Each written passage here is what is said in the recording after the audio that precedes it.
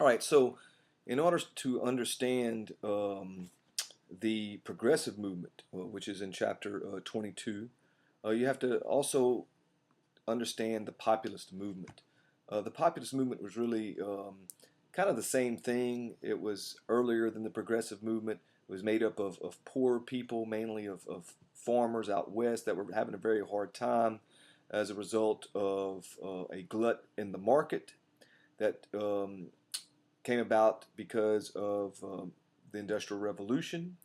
Prices were way down. They had railroad monopolies, which uh, was made it much more expensive to transport commodities. Banks would charge them very high interest rates.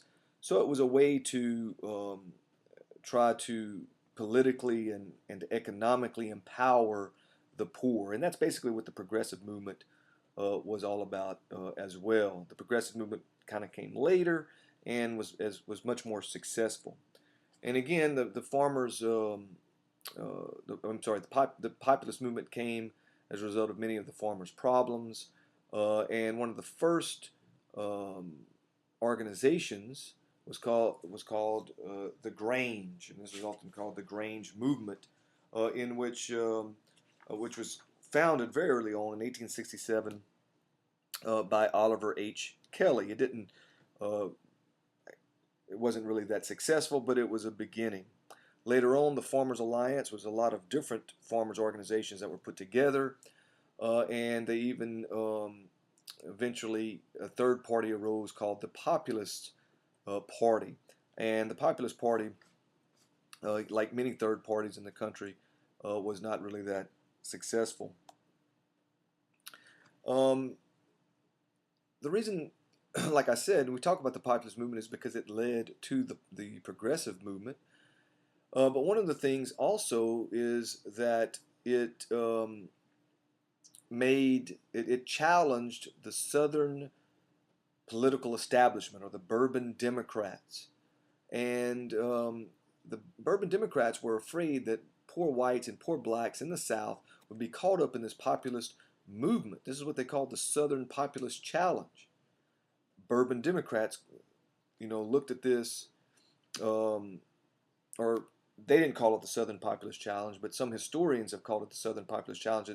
The challenge that populists had was to kind of unite poor whites and poor blacks. And of course, like I said, Southern Bourbon Democrats, the political elite, were afraid that they would be swept out of power because uh, there were a lot of poor whites and poor blacks that if they had voted as a bloc, they would have done really well. So the Bourbon Democrats started passing laws to politically disenfranchise African Americans. They started passing things like uh, poll taxes and literacy tests, all right?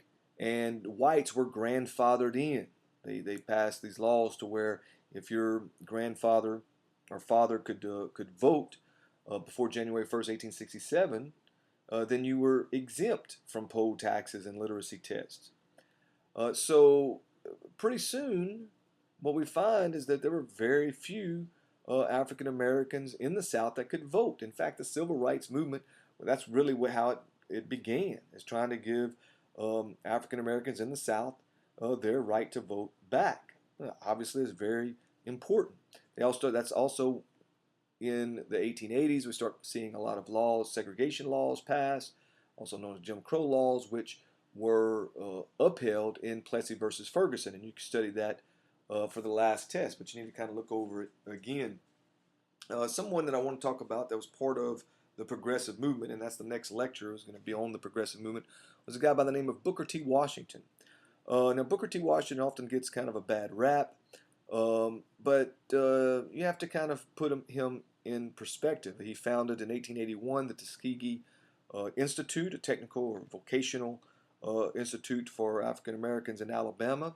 And in 1895, he gave the Atlanta Compromise speech, in which he said to a largely white audience that segregation was okay in a way. All right, that in all things that are purely social, we can be as separate as the fingers, yet one as the hand, and all things essential to mutual progress. a quote about Booker T. Washington. Washington, like I said, because of that, he gets a very bad rap today, and he's often compared to W.E.B. Du Bois um, from Massachusetts, first African American to receive his PhD from Harvard, who really went against that philosophy. He said everyone should be able to go to a university. But Booker T. Washington, again, he was in Alabama. If he had gone too far, he wouldn't have been able to get anything done. So, make sure you kind of look over these terms again, even though in the last test uh, they were on there and you had to study. All right.